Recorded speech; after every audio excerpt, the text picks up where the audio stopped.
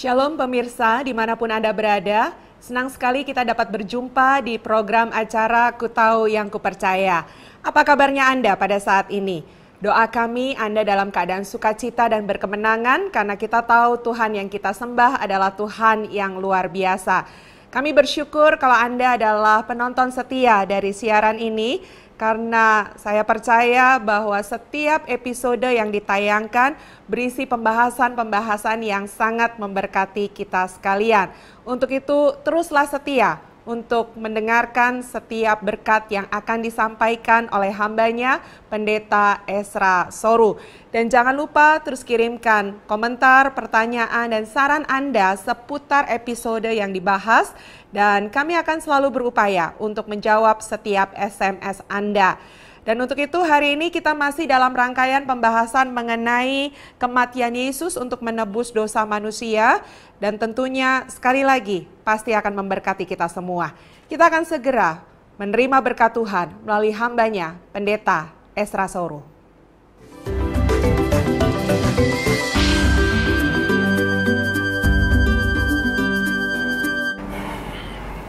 Baik saudara sekalian, seperti dikatakan tadi, kita masih sedang ada pada pembahasan soal kematian Yesus yang menebus kita.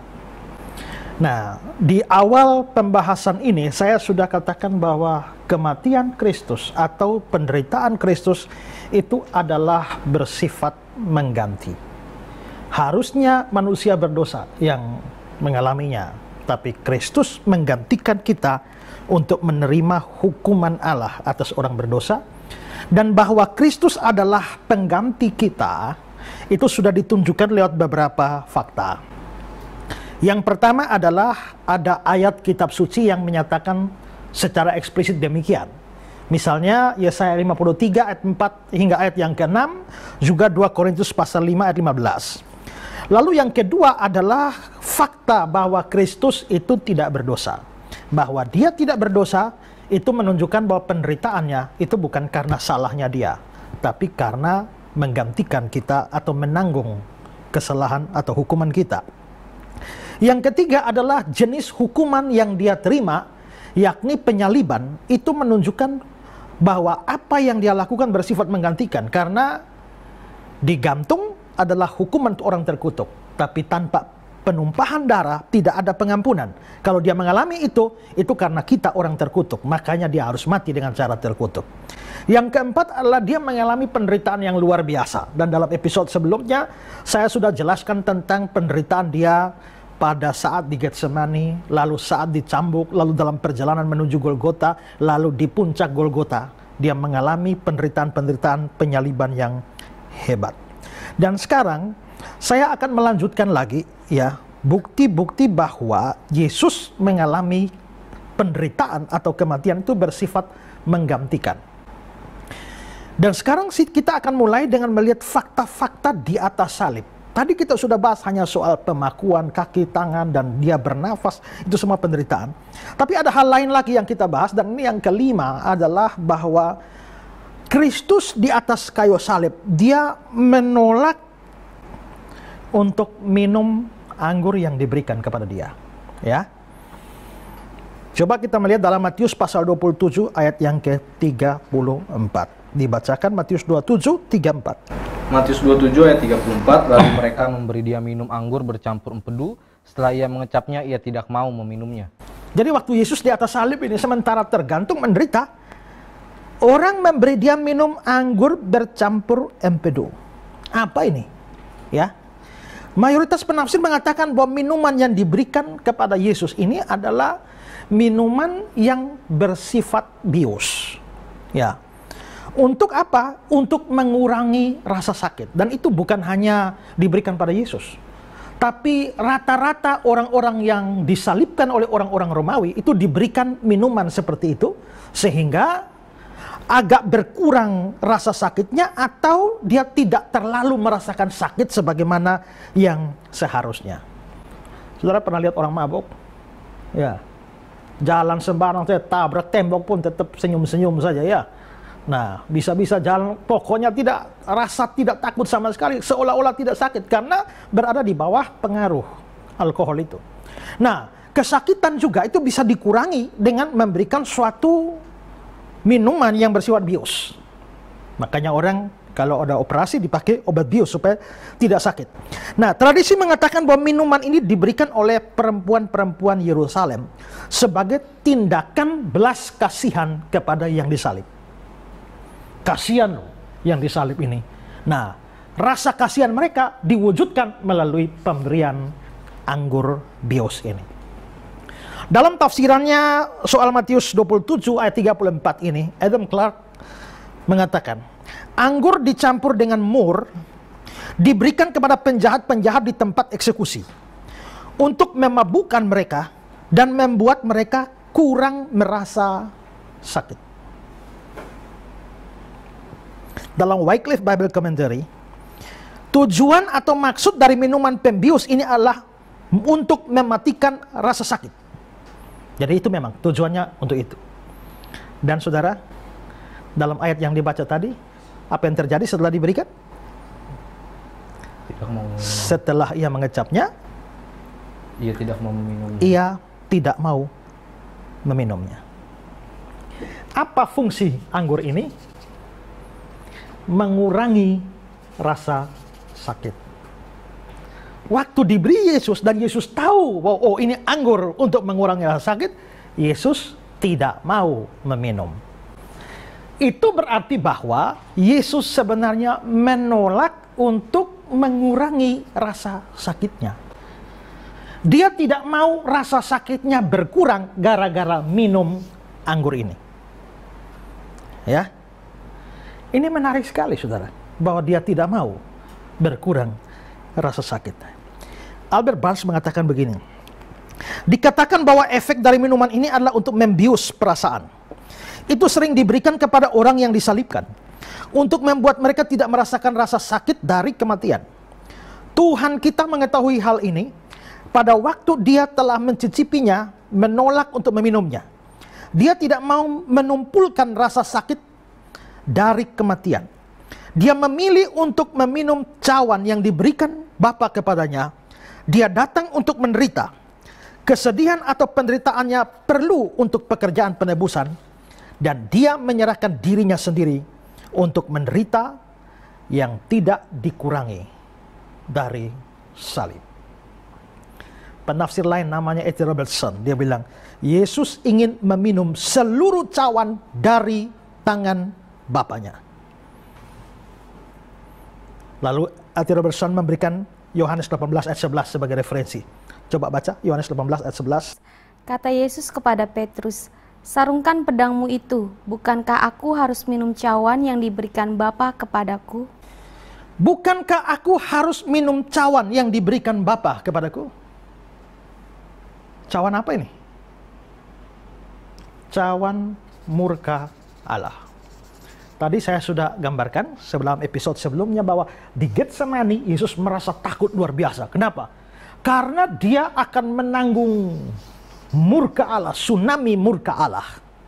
Dan gambarannya seolah-olah murka Allah itu semacam minuman dan diberikan dalam cawan, ini isinya murka Allah. Jadi kalau siapa meminum cawan ini sama dengan menerima murka Allah. Menolak cawan ini sama dengan menolak murka Allah. Ya. Makanya Yesus bilang, jikalau boleh cawan ini lalu, tapi kalau tidak, aku harus meminum, jadilah kehendakmu. Minum cawan murka Allah ini sama dengan terima murkanya Allah. Nah, di sini Yesus berkata, bukankah aku harus minum cawan yang diberikan Bapa kepadaku? Berarti dia harus menanggung semua murka Allah. Mengalami kesakitan yang hebat.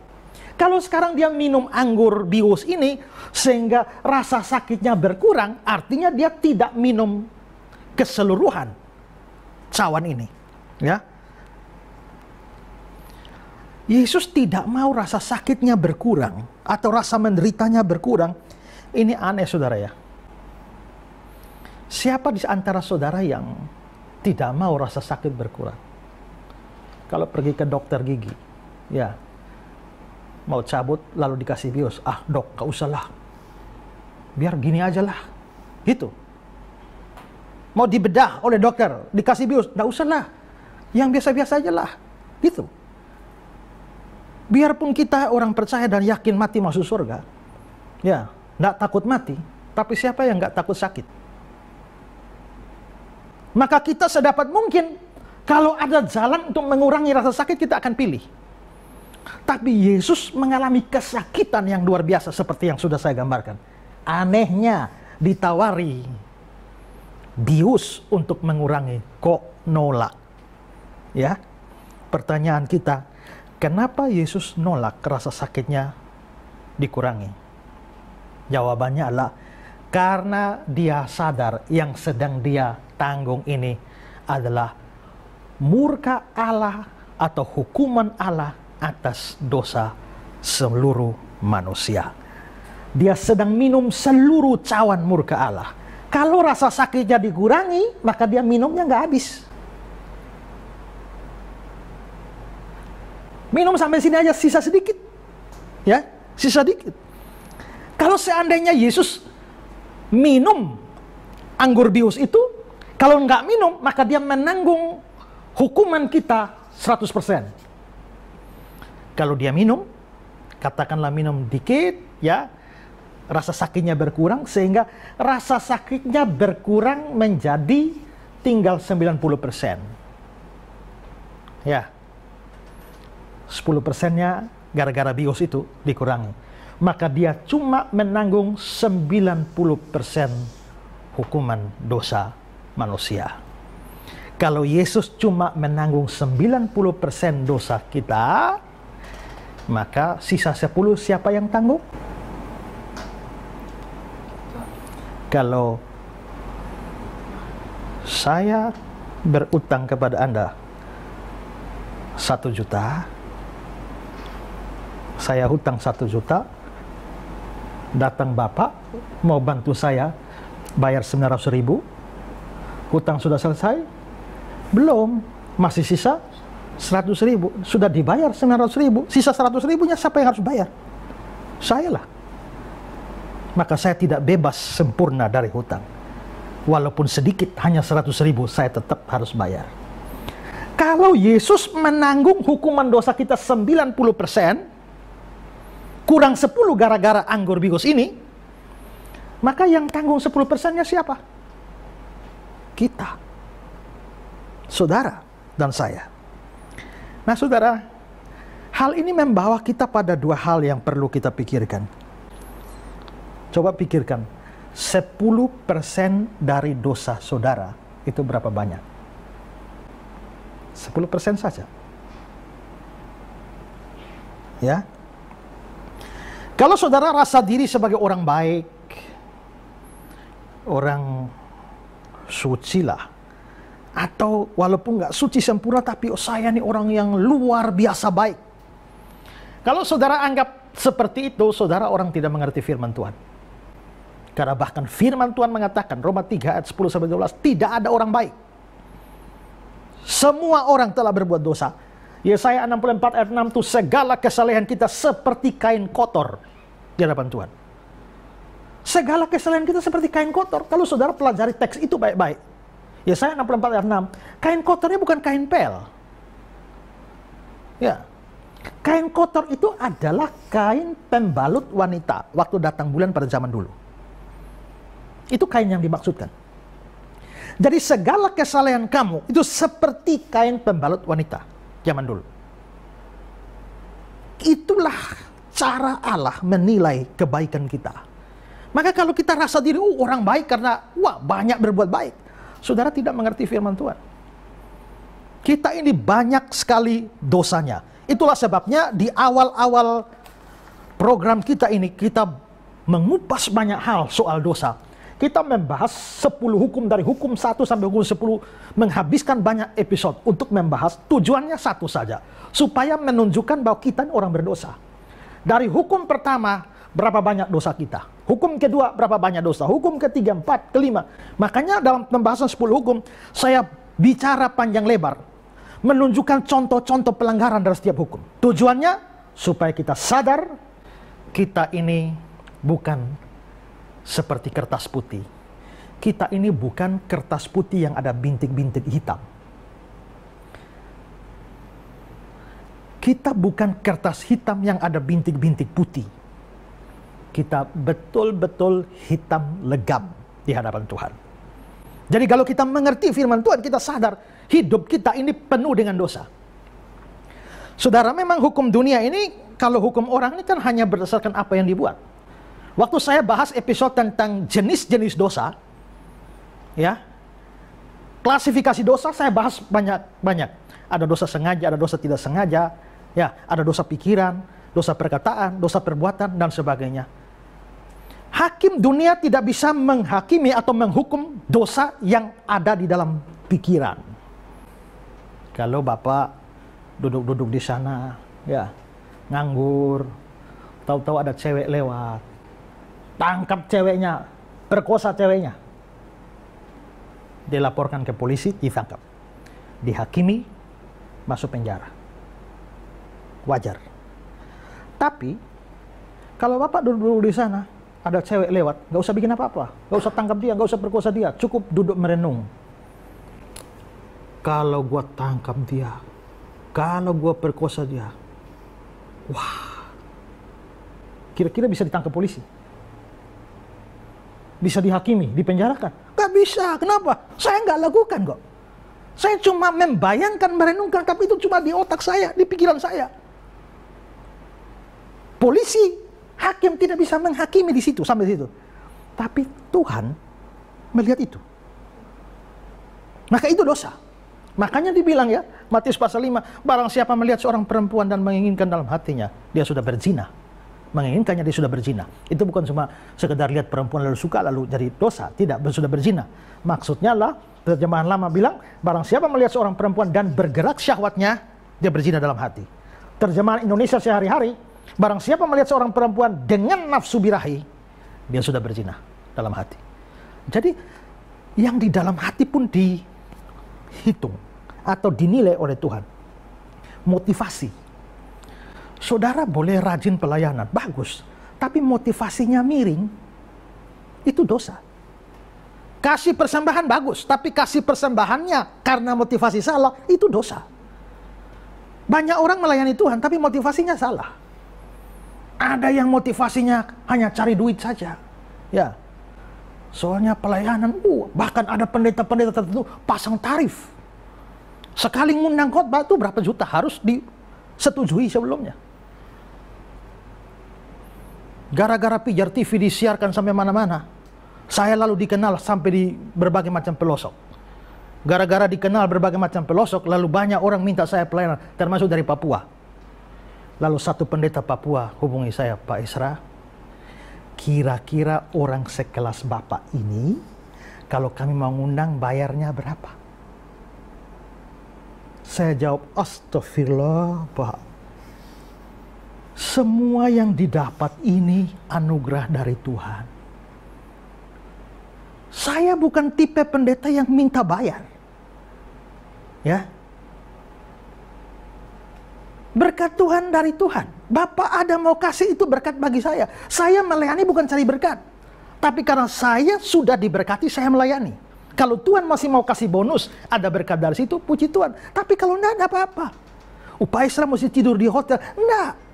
Saya pelayanan sampai kampung-kampung, di hutan-hutan, di kayu-kayu itu tidur. Ya.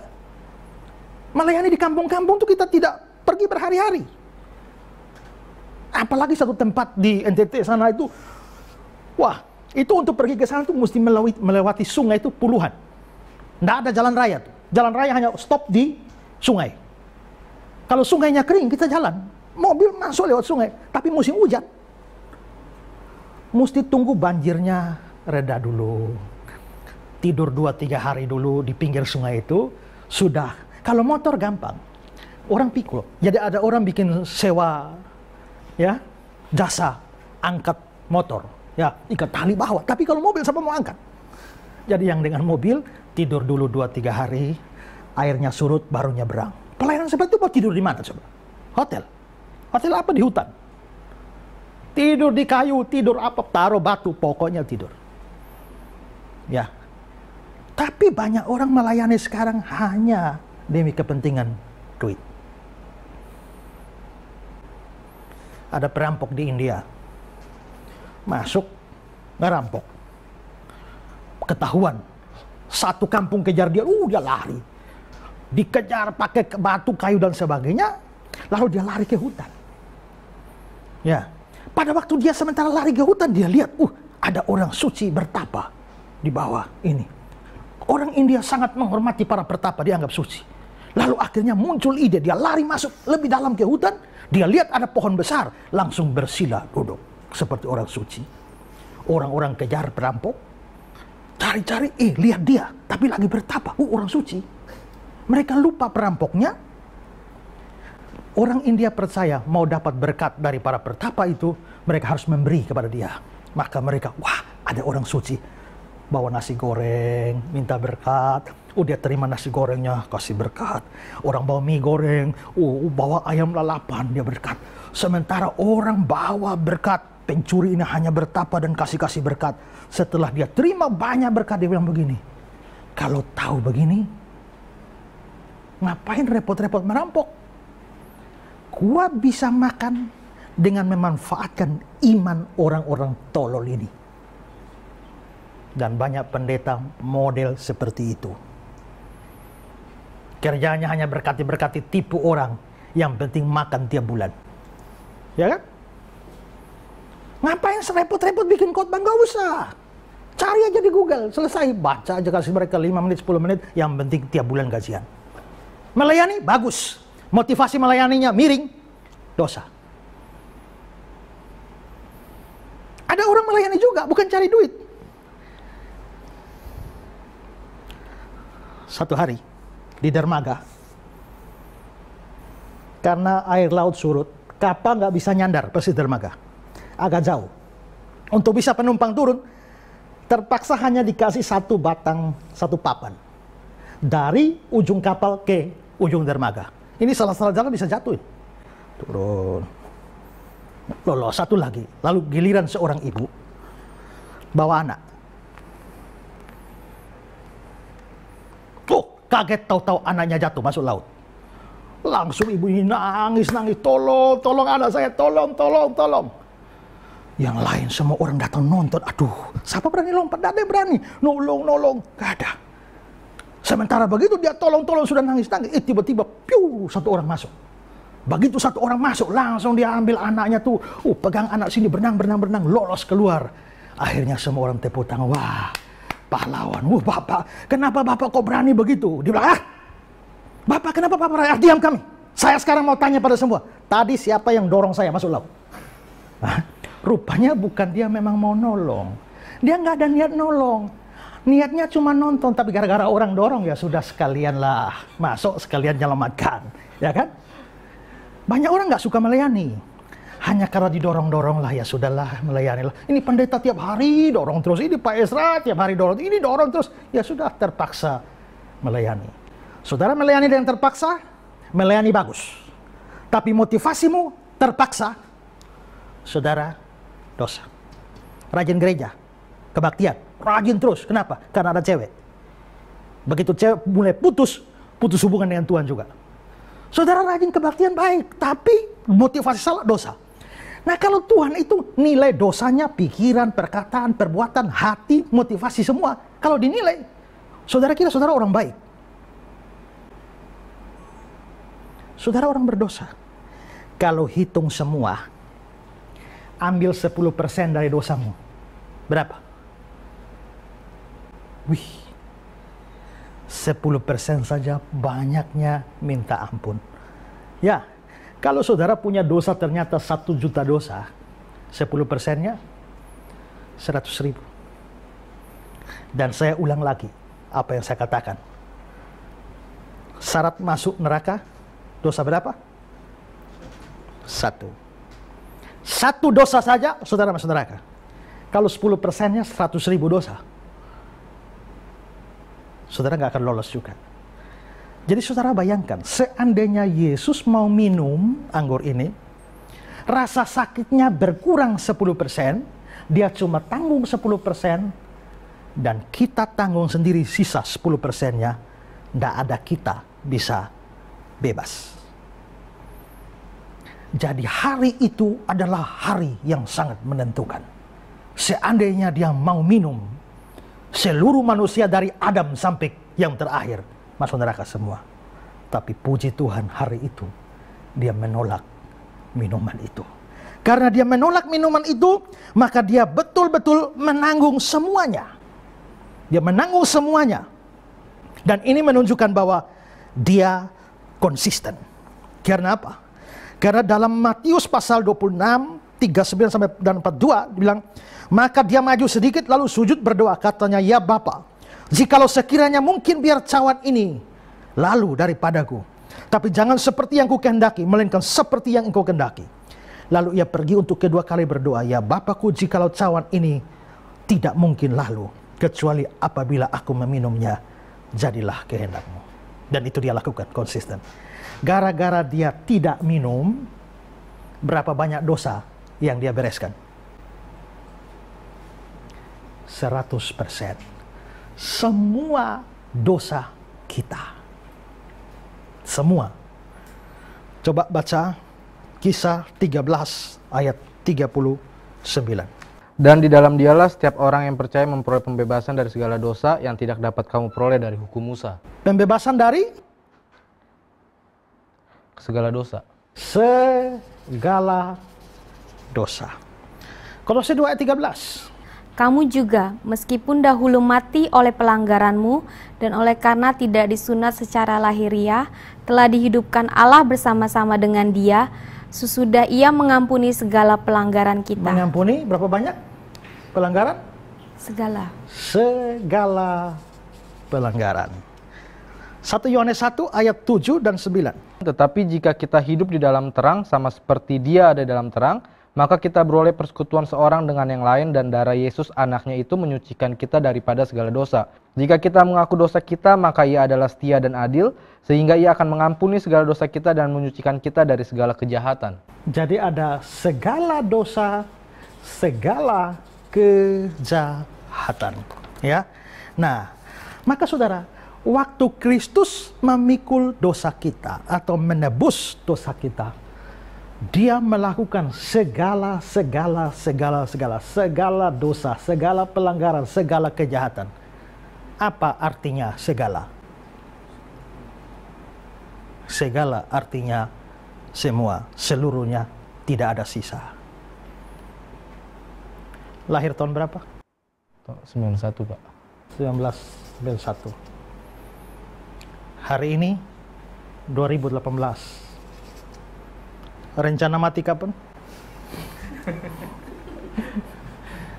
Ya, andai kata Tuhan kasih matinya 2040. Di 2018 ini, saudara terima Yesus. Dari tahun 91 sampai 2018 ini dosa saudara banyak sekali. Entah berapa ribu juta dosa di sini. Dan semua, segalanya selesai. Tapi ini 2018. Besok masih 2019. Sampai 2040. Kira-kira bisa ada dosa di sini?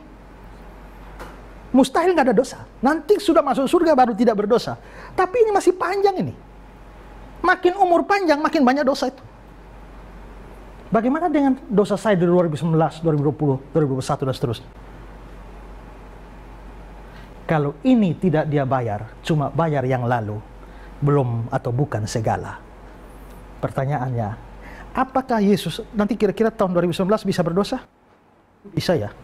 Apakah Yesus waktu mati di kayu salib tahu bahwa Anda akan berdosa di 2019? Tahu. Karena dia tahu, maka dia waktu bayar sekalian dengan yang nanti. Maka dia mulai bayar dosa saudara mulai awal, dosa pertama tahun 91, hingga dosa terakhir sebelum jadi almarhum. Maka segala dosa kita dia tanggung. Berapa yang Anda tanggung? Tidak ada. Kalau begitu, mati masuk neraka atau surga? Surga. Kalau masuk neraka, dosa mana yang membuat Anda masuk neraka? Kalau masih ada dosa yang membuat Anda masuk neraka, berarti Kristus tidak bayar semua. Tapi kalau Kristus bayar semua, Anda tidak bayar apa-apa lagi. Kalau Anda tidak bayar apa-apa lagi, mati kapanpun, mati dimanapun, mati bagaimanapun, telah meninggal dunia dengan tenang. Bapak ini mau telah meninggal dunia dengan tenang. Ada orang meninggal dunia dengan tenang, ada orang meninggal dunia dengan meronta-ronta, kena aliran listrik, ya kan? Mati, mati. Itu namanya meninggal dunia dengan meronta-ronta. Mau meninggal dunia dengan tenang atau meronta-ronta, Anda tahu tidak ada satu dosa lagi yang Anda bayar sendiri. Segala dosa dibayar Kristus. Maka orang yang percaya pada Kristus sungguh-sungguh tahu dia tidak mungkin masuk neraka. Maka dia tidak takut. Mati bukan lagi ketakutan. Mati itu keuntungan. Itu yang Paulus bilang. Kalau hidup untuk Kristus, mati itu keuntungan. Ya. Maka Roma 8 ayat 1, demikian sekarang tidak ada penghukuman bagi mereka yang ada dalam Kristus. Orang dalam Kristus tidak ada penghukuman. Kenapa? Karena hukuman semua sudah ditanggung oleh Kristus. Tapi muncul pertanyaan, Pak Isra, kalau begitu saya berdosa di sini-sini juga, berarti Yesus sudah bayar? Oh sudah, wah enak dong. Kalau begitu ayo, dosa-dosa saja, toh sudah dibayar. Ya kan? Kalau kamu sadar bahwa kamu mesti masuk neraka dan Yesus sudah bayar, mana mungkin ada pikiranmu seperti ini, mau sengaja berbuat dosa. Kalau kamu betul-betul percaya niat hatimu bukan untuk berdosa, niat hatimu untuk taat. Biarpun niat hatimu untuk taat, tapi kamu masih bisa jatuh. Dosa bisa kamu buat di sini, tapi itu tidak membuat kamu tenang dalam hidupmu. Pernah lihat ayam masuk air? Pernah lihat bebek masuk air? Apa bedanya kalau ayam masuk air dengan bebek masuk air? Bebek berenang, Pak. Kalau ayam jatuh di air, pasti otomatis usaha keluar. Kalau bebek jatuh ke air, nikmati dia, enak ya, klik. Saudara itu ayam atau bebek? Ayam. Kalau saudara orang percaya sungguh-sungguh, saudara bisa jatuh dalam dosa, tapi saudara pasti akan berjuang keluar. Dosa tidak membuat saudara tenang dan menikmatinya. Ya, sama seperti Daud pernah berzina, tapi dia bilang sepanjang dia belum mengaku, wah tanganmu menekan aku dengan berat, tidak ada damai, tidak ada sukacita. Lagi pula sekarang saya tanya, kalau saya berdosa di sini, Tuhan bisa hukum saya? Bisa enggak? Kenapa Tuhan hukum saya? Kan sudah dihukum pada Kristus. Demikian sekarang tidak ada penghukuman bagi mereka dalam Kristus. Maka dosa kita di sini setelah kita percaya tidak akan dihukum. Kok enak ya? Memang. Karena sudah dihukum oleh Kristus. Tapi kalau kamu di sini berdosa tidak bertobat, kamu memang tidak dihukum, tapi kamu dihajar. Harus beda antara hukuman dosa dengan hajaran karena dosa. Maka Wahyu pasal 3:19 itu mengatakan, ya, barang siapa ku kasihi, ia ku tegur dan ku hajar. Karena itu relakanlah hatimu dan bertobat. Hukuman tidak, tapi hajaran itu berat. Dan kalau kamu tidak bertobat dari dosa-dosamu, Tuhan hajar kamu, bisa bengkok-bengkok. Ya, karena itu jangan main-main dengan dosa. Ya, selalu berjuang untuk taat pada Tuhan. Tapi kalau kamu jatuh di sini, kamu harus sadar, sudah tersedia pengampunan. Coba bacakan 1 Yohanes 2, ayat 1 dan 2. 1 Yohanes 2 ayat 1 dan 2. Anak-anakku, hal ini kutuliskan kepada kamu, supaya kamu jangan berbuat dosa. Oke, supaya kamu jangan berdosa. Karena itu jangan sembarang buat dosa. Ada larangan, jangan berdosa. Terus? Namun jika seorang berbuat dosa, kita nggak boleh sembarang berdosa. Tapi kan namanya juga di dunia ini kadang-kadang kita ternyata jatuh juga. Kalau kita berdosa, apa yang terjadi? Kita mempunyai seorang pengantara pada Bapa, yaitu Yesus Kristus yang adil. Ingat, kalau kamu tidak boleh berdosa. Tapi kalau kamu dosa, ingat, kamu punya pengantara, yaitu Yesus Kristus. Ia adalah pendamaian untuk segala dosa kita. Untuk berapa banyak dosa? Dan bukan untuk dosa kita saja. Nah, dia adalah pendamaian untuk segala dosa kita. Segala dosa, cukup. Kamu tidak boleh berdosa. Tapi kalau kamu berdosa, ingatlah, kamu sudah punya Yesus Kristus. Dia adalah pendamaian untuk segala dosamu, termasuk dosa yang ini nih. Kalau begitu, tidak ada satu orang pun yang percaya Kristus bisa binasa. Kalau ada yang binasa, dia mungkin Kristenan. Tapi kalau dia sungguh-sungguh percaya Yesus, dia tidak mungkin binasa, dia pasti selamat. Karena itu saudara yang mendengar siaran ini, bukankah itu anugerah yang besar, suatu kepastian keselamatan? Kalau saudara percaya Yesus, kapan mati, saudara pasti selamat. Kematian bukan hal yang menakutkan. Tapi kalau saudara tidak percaya Yesus, saudara tidak mungkin diselamatkan. Pertimbangkan itu saudaraku.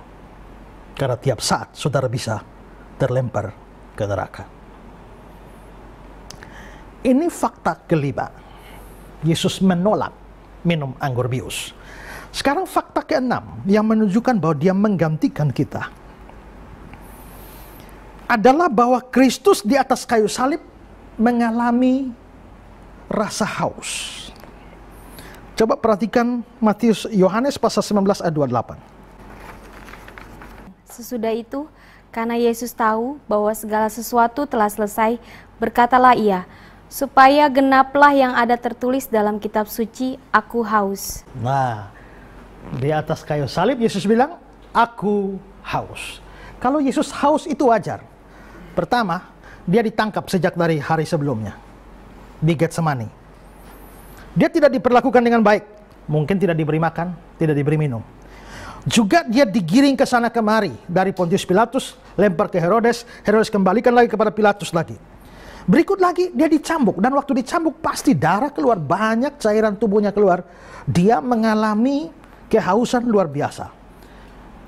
Hipovolemik dia alami.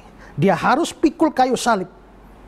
Dengan tubuh yang sudah hancur-hancuran itu, kira-kira jalan sepanjang 1 kilometer menuju tempat eksekusi. Ini mengakibatkan dia mengeluarkan banyak keringat. Di atas kayu salib juga dia mengalami rasa panas yang luar biasa. Sekian jam di atas kayu salib dia mengalami kehausan. Jadi wajar kalau dia mengalami rasa haus itu. Dan rasa haus ini bukan rasa haus biasa, sama seperti saya dan saudara haus. Tapi rasa haus ini rasa haus dalam tingkatan yang paling tinggi, kritis. Tadi saya sudah mengatakan Mazmur 22, Mazmur Mesianik, nubuat tentang penderitaan Yesus. Sekarang coba lihat Mazmur 22 ayat 16. Kekuatanku kering seperti beling, lidahku melekat pada langit-langit mulutku, dan dalam debu maut kau letakkan aku. Lidahku melekat pada langit-langit mulutku. Ini menggambarkan kehausan. Saudara, pernahkah saudara haus sampai lidah melengket pada langit-langit? Sehaus-hausnya kita belum pernah mengalami begitu. Tapi ini haus yang ekstrim. Sehingga lidahnya melekat pada langit-langit mulut. Yesus mengalami kehausan yang luar biasa. Penafsir Abel Bas mengatakan begini, kehausan adalah salah satu keadaan yang paling membuat menderita, yang menyertai penyaliban.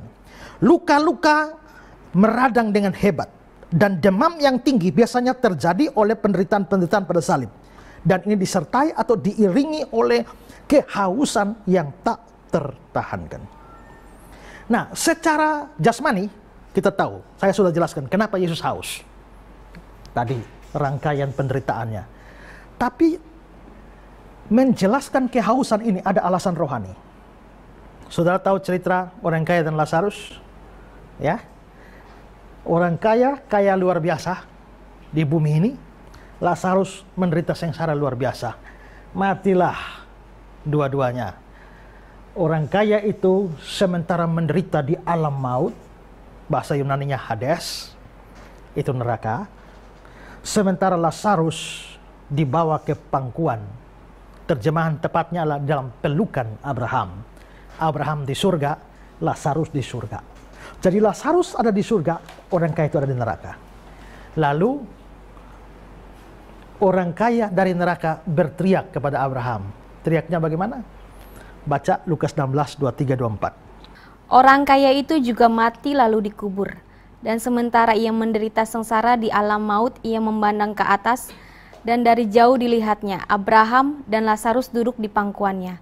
Lalu ia berseru katanya, Bapak Abraham, kasihilah aku.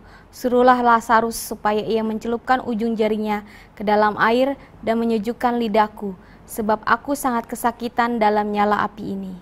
Suruh Lazarus supaya mencelupkan ujung jari ke dalam air dan menyejukkan lidahku. Kenapa dia? Haus. Kalau dia di neraka, berarti ada semacam kehausan tertentu di dalam neraka.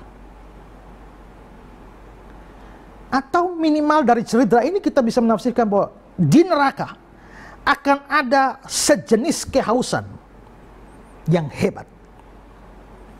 Nah, ini tidak kebetulan bahwa ternyata di atas kayu salib Yesus berteriak, "Aku haus." Ada seorang pengkhotbah masa lalu yang hebat sekali, namanya Charles Haddon Spurgeon. Ya, dia teolog yang hebat, khotbahnya bagus, dan kata-kata pilihan katanya bagus-bagus. Ya, Spurgeon mengomentari hal ini, orang kaya yang menderita haus di neraka ini. Spurgeon mengatakan begini, kehausan juga akan menjadi akibat kekal dari dosa.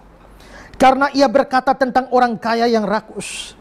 Dan sementara dia menderita sengsara di alam maut, dia memandang ke atas dan doanya yang tidak dikabulkan adalah Bapak Abraham. Suruhlah Lazarus supaya dia mencelupkan ujung jari ke dalam air, menyejukkan lidahku sebab aku sangat kesakitan dalam nyala api ini. Sekarang, ingatlah bahwa seandainya Yesus tidak mengalami kehausan, setiap kita akan mengalami kehausan selama-lamanya terpisah dari Allah, dengan jurang yang tak terseberangi antara kita dengan surga. Lidah-lidah kita yang berdosa melepuh kepanasan oleh demam dari nafsu atau penderitaan, harus terbakar selama-lamanya. Seandainya lidah Yesus tidak disiksa oleh kehausan di tempat kita atau menggantikan kita. Seandainya Yesus tidak mengalami kehausan di atas salib, kita akan mengalami persis seperti orang kaya itu. Itu berarti bahwa saat kehausan Kristus di atas kayu salib, itu untuk menggantikan hukuman neraka bagi kita. Karena itu saudara, saat Yesus ada di atas kayu salib itu, mengalami semua yang sudah saya bicarakan ini, rasa haus yang begitu hebat, sebenarnya supaya menggantikan kehausan kekal itu di dalam neraka. Kalau saudara tidak percaya dia, saudara akan mengalami seperti orang kaya ini. Tapi kalau saudara percaya Yesus, tidak mungkin mengalaminya. Karena kehausanmu sudah dia bayar lunas di atas kayu salib. Sekarang pilihan terserah Anda. Mau tanggung kehausan itu sendiri atau ditanggung oleh Kristus. Kalau mau ditanggung oleh Kristus, tidak ada jalan lain selain saudara percaya kepada dia. Selain buka hati, percaya dia, juru selamat Tuhan, saya terima dalam hati, dalam jiwa saya. Kehausan kekal itu tidak jadi bagianmu. Kalau tidak, maka saudara menanggung semua dalam neraka bersama-sama dengan seniormu, yaitu orang kaya ini. Pilih mana?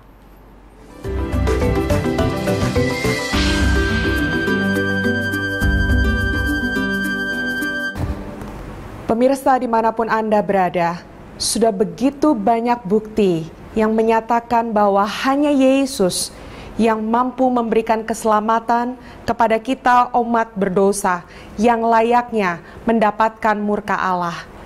Dan hari ini menjadi keputusan kita, apakah kita mau membuka hati untuk menerima Dia sebagai juru selamat kita. Saya percaya kalau Anda membuka hati dan merindu menerima Yesus sebagai Tuhan dan juru selamat, maka kehidupan yang kekal akan menjadi bagian Anda sekalian. Untuk itu dalam episode ini, kami mengundang Anda untuk membuka hati dan menerima Yesus dan menjadikan Dia Tuhan dan Juru Selamat di dalam hidupmu. Dan kalau itu adalah Anda sekalian, mari kita berdoa bersama dalam kesempatan ini. Tuhan, kami bersyukur untuk kasih-Mu yang besar, yang tiada batasnya di dalam kehidupan orang percaya. Dan saat ini Tuhan, tidak ada yang mustahil bagi Engkau. Kalau ada di antara kami berdosa, dan mungkin kami berkata dosa kami begitu besar, begitu banyak, begitu luar biasa. Tetapi kami sudah mendengar bahwa kasih-Mu lebih dari segala apa yang ada. Sehingga saat ini Tuhan, Kami rindu dan kami memutuskan untuk membuka hati kami, untuk menerima Yesus sebagai Tuhan dan Juru Selamat kami. Dan kami percaya ketika kami menerima Engkau, maka kami menerima pengampunan daripada Engkau, dan seluruh dosa kami diampuni oleh karena-Mu. Dan kami menjadi ciptaan yang baru, yang lama sudah berlalu, sesungguhnya yang baru sudah datang. Dan pada saat ini oleh karena kemurahan-Mu, kami menerima kehidupan yang kekal hari ini sampai selama-lamanya. Kami terima Engkau ya Bapa, dan kami bawa doa kami di dalam nama-Mu, anak-Mu yang tunggal, Yesus Kristus, Juru Selamat kami. Amin. Pemirsa yang diberkati Tuhan, sampai di sini dulu perjumpaan kita dalam episode ini. Tetapi nantikan kami terus di episode yang lainnya dan masih dalam pembahasan tentang pribadi Yesus Kristus Tuhan. Terima kasih untuk kebersamaannya. Sampai jumpa lagi dan Tuhan Yesus memberkati.